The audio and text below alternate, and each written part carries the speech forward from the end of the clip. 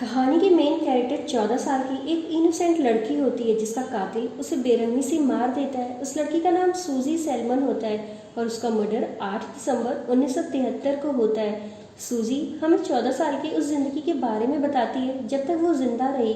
सूजी की एक छोटी सी फैमिली होती है और वो लोग बहुत खुशी खुशी वहाँ पर रह रहे होते हैं। उसकी फैमिली में उसके फादर, मदर, ग्रैंड मदर, बहन और एक भाई होता है। सूजी के फादर एक अकाउंटेंट होते हैं और वो एक कॉमन मैन की तरह जिंदगी गुजार रहे होते हैं। सूजी एक वाइल्ड लाइफ फोटोग्राफर बनना चाहती थी, लेकिन वो एनिमल से ज़्यादा अपनी और लोगों की पिक्चर्स बनाती थी और ऐसा करके उसे बहुत अच्छा लगता था। फिर एक दिन सूजी की मदर ये देखकर हैरान हो जाती है कि जो 24 कैमरा रोल उन्होंने सूजी को लाकर दिए थे वो सब उसने खत्म कर दिए। सूजी उन कैमरा रोल की पिक्चर्स को डेवलप कराना चाहती थी, लेकिन उसकी मदर उसे मना कर देती है और फिर जिस पर उसके फादर कहते हैं कि हम हर महीने में एक रोल को प्रिंट करवा लेंगे। फिर एक दिन सूजी के छोटे भाई के गले में कुछ फंस जाता है जब उसके फादर और मदर घर पर नहीं होते, लेकिन सूजी एक समझदार लड़की होती है और वो उसे फौरन कार में डालकर हॉस्पिटल ले जाती है और इससे उसके भाई की जान बच जाती है। फिर उसकी ग्रैंड मदर उसे कहती है कि कहा जाता है ना कि अगर तुम किसी की जान बचाते हो तो तुम्हारी जिंदगी लंबी हो जाती है। सूजी एक हाई स्कूल में पढ़ती थी और वो जो उसके घर से थोड़ी सी ही दूरी पर होता है और वो स्कूल से पैदल घर आया करती थी और अक्सर वो शॉर्टकट रास्ता भी लेती थी और वो शॉर्टकट रास्ता खेतों में होता था। सूजी के घर से कुछ दूरी पर ही एक सिजिबल होल होता था जिसमें लोग अपने फालतू चीज़ें डालते थे और वहाँ से कुछ दूरी पर एक लड़की थी। वो लड़की सुपर नेचुरल चीज़ों को महसूस कर सकती थी, इसीलिए लोग उसे अजीबोगरीब नज़र से देखते थे। सूजी अपने कॉलेज में एक सीनियर लड़का जिसका नाम रॉय होता है वो उसे पसंद करती है, लेकिन उससे कभी इजहार नहीं करती क्योंकि बदले में रॉय भी सूजी को लाइक करता था। फिर एक दिन कॉलेज में वो सूजी को मिलता है और उसे मॉल में मिलने को बुलाता है। ये सुनकर सूजी काफ़ी खुश हो जाती है और साथ में रॉय उसे एक लेटर देता है, उसमें सूजी के लिए कुछ पोइट्री होती है। सूजी काफ़ी खुश और एक्साइटेड होती है और वो इस एक्साइटमेंट पे वो शॉर्टकट रास्ता यानी वो फील्ड से गुजरती है, लेकिन सूजी को ये नहीं पता होता कि उस पर कोई नज़र रख रहा होता है और वो उनका नया पड़ोसी होता है जिसका नाम जॉर्ज होता है। वो सूजी के घर के सामने एक ग्रीन हाउस में रहता है जो कि एक सीरियल किलर होता है। इससे पहले वो काफ़ी मर्डर कर चुका होता है, लेकिन हमेशा बच जाता है क्योंकि वो अपने विक्टिम को हमेशा होशियारी और बाकायदा प्लानिंग से मारता है। और अब उसका टारगेट सूजी होती है। उसे खेत में उसने सूजी को मारने का पूरा प्लान बनाया होता है क्योंकि वो जानता है कि अक्सर सूजी यहीं से गुजरती थी। सूजी का शिकार करने के लिए उसे खेतों में ही उसने एक अंडरग्राउंड बेसमेंट बनाया था जिसे खिलौनों से भर दिया था ताकि बच्चे उसे इम्प्रेस हो सकें। और इस दिन सूजी अपने घर आ रही होती है और उसके हाथ से रॉय का वो लेटर गिर जाता है और वो उसने अभी पढ़ा भी नहीं होता है। वो हवा के साथ काफ़ी दूर चला जाता है। सूजी उसके पीछे भागती है, लेकिन आगे जॉर्ज भी खड़ा होता है। वो भी लेटर को पकड़ने के लिए आगे बढ़ता है, लेकिन वो उसे नहीं पकड़ पाता। फिर जॉर्ज सूजी को अपनी बातों में फंसाता है और कामयाब हो जाता है। जॉर्ज सूजी को कहता है कि मैंने कुछ बनाया है जो कि मैं तुम्हें दिखाना चाहता हूँ और सूजी इस पर राजी भी हो जाती है क्योंकि वो 14 साल की बच्ची होती है जो कि इतनी मैच्योर नहीं होती। उस दिन रॉय की वजह से वो काफ़ी खुश भी होती है और इस एक्साइटमेंट में वो चली जाती है क्योंकि वो अच्छी चीज़ों को काफ़ी पसंद करती थी। फिर सूजी जॉर्ज के साथ बेसमेंट में चली जाती है और वहाँ पर वो वही करता है जो उसे अच्छा लगता है। वो वहीं पर सूजी को अपनी गलत इरादों का शिकार बनाकर उसे बेरहमी से मार देता है और इसके बाद उसके टुकड़े कर देता है क्योंकि वो मूवी एक सुपर नेचुरल मूवी है जिसमें काफ़ी अप्स डाउन है।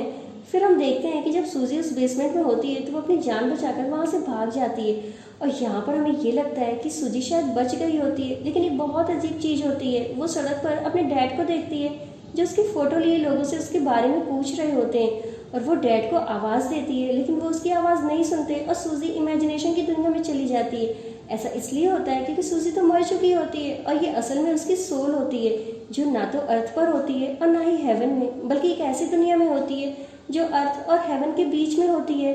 लेकिन सूजी अर्थ और हेवन की फीलिंग्स ले सकती थी। सूजी की मिसिंग होने से उसके मदर और फादर काफ़ी टेंशन में आ जाते हैं और फौरन वो पुलिस को इन्फॉर्म कर देते हैं। फिर सूजी को भी पता चल जाता है कि अब वो नहीं रही, वो मर चुकी है।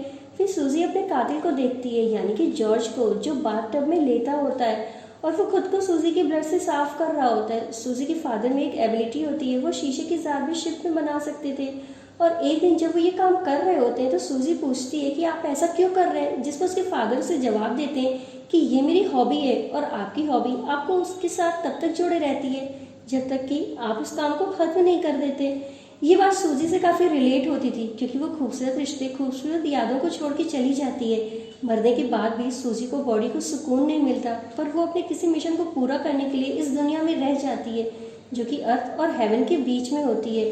उसके मिशन में रॉय के लिए उसके दिल में प्यार, अपनी फैमिली के लिए प्यार और अपने कातिल से बदला इंतकाम उसके हेवन में जाने नहीं देती। और जिस रात सूजी का मर्डर होता है उस रात रूट कॉर्नर उसे सड़क पर देख लेती है और सूजी भी उसे ये वक्त होता है कि जब सूजी मर चुकी होती है और उसकी सोल यहाँ से जा चुकी होती है। और कॉर्नर को वो लेटर मिल जाता है जो रॉय ने सूजी को दिया होता है। सूजी एक ऐसी दुनिया में होती है जहाँ पर टाइम की कोई भी लिमिट नहीं होती, मगर असल दुनिया में टाइम काफी गुजर चुका होता है। इन्वेस्टिगेशन के दौरान पुलिस को सूजी की हैट मिल जाती है जो उसकी माँ ने उसके लिए बनाई थी। और काफी वक्त गुजर जाता है और पुलिस वालों को ये बात समझ में आ जाती है कि सूजी मर चुकी है और उसकी माँ भी इस बात को एक्सेप्ट कर लेती है। लेकिन उसके फादर हार नहीं मानते। सूजी के फादर उसे बहुत प्यार करते थे, तभी सूजी अपने फादर के लिए एक सुपर नेचुरल इवेंट्स क्रिएट करती रहती है और जिसकी वजह से उसके फादर उसे महसूस कर लेते हैं और उसके फादर ये तय कर लेते हैं कि वो उसके कातिल तक जरूर पहुंचेंगे, क्योंकि काफी दिन गुजर चुके हुए थे और उसका कातिल पकड़ा नहीं जाता। सूजी की मदर की हालत भी काफी खराब होती है। उन्हें एक जॉब की ऑफर आती है और वो अपनी फैमिली से दूर वहाँ पर चली जाती है। सूजी के फादर अपने प्रॉमिस को पूरा करते हैं, यानी वो हर महीने में एक कैमरे को और उसके लिए प्रिंट करवाते हैं और वो ऐसा ही करते हैं और वो खुद भी काफ़ी इन्वेस्टिगेशन करते रहते हैं, लेकिन उसका कुछ अच्छा रिजल्ट नहीं मिलता। जॉर्ज भी आज़ाद घूम रहा होता है और वो किसी को भी उस पर शक नहीं होता। एक बार पुलिस भी उसके घर आ चुकी होती है। फिर एक दिन सूजी की बहन लिम्सी अपने डॉग के साथ बाहर रहती है और उसका डॉग जॉर्ज के घर के सामने भौंकने लगता है और तभी लिम्सी को जॉर्ज पर शक होने लगता है, लेकिन जॉर्ज के खिलाफ उसके पास कोई सबूत नहीं होता। और फिर एक बार जॉर्ज के शिकार की भूख बढ़ जाती है और अब उसका टारगेट लिम्सी होती है। फिर सूजी इन सारे लोगों की सोल से मिलती है जिसको उस मिस्टर जॉर्ज ने मारा होता है और उन लोगों को कब और कैसे कत्ल किया था इस बात का भी पता चल जाता है। जॉर्ज ने पहला मर्डर अपने मकान मालिक का 1960 में सेलमीना में किया था और दूसरा कत्ल 1966 में 13 साल की बच्ची का जिकी और उसके कत्ल करके वो गटर में डाल देता है।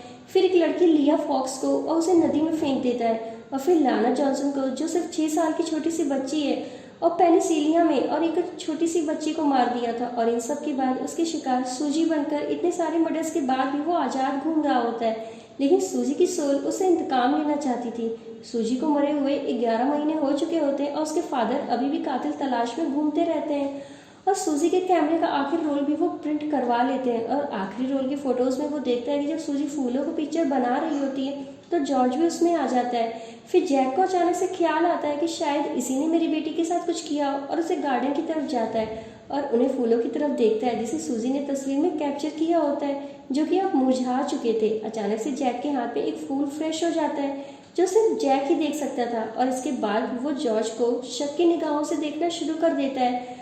जॉर्ज लकड़ी का एक जाल बना रहा होता है, लेकिन जैक को ये नहीं पता होता है कि ये उसकी बेटी लिम्सी के लिए बन रहा है। लेकिन नजरों ही नजरों में उसके इरादों को समझ जाता है और जॉर्ज को भी शक हो जाता है और वो अपने घर की तरफ भाग जाता है। जैक भी उसके पीछे चला जाता है, लेकिन उसके पास कोई सबूत नहीं होता और वो पुलिस उसे कसूरवार समझती है। पुलिस वाले उसे कहते हैं कि तुम ऐसे ही किसी पे इल्जाम नहीं लगा सकते, लेकिन लिम्सी को पूरा यकीन होता है कि जॉर्ज कातिल है। और एक दिन जब जॉर्ज अपने घर पे नहीं होता तो लिम्सी उसके घर में चुपके से जाकर तलाशी लेती है और वहाँ पर उसे एक डायरी मिलती है जिसमें सूजी की फोटो और उसके बाल लगे होते हैं और सूजी को मारने की पूरी प्लानिंग का शेड्यूल। ठीक उस वक्त जॉर्ज भी घर पर आ जाता है और उसे शक होता है कि घर में उसके कोई है और वो इस जगह की तरफ भागता है जहाँ उसने डायरी छुपाई होती है और फौरन वहाँ से लिम्सी भागने में कामयाब हो जाती है। फिर जॉर्ज वहाँ से भागने की कोशिश करता है और अपना सारा सामान पैक करना शुरू कर देता है। लिम्सी वो डायरी पुलिस को दे देती है, लेकिन अब काफ़ी देर हो चुकी होती है और वो लोग लेट हो जाते हैं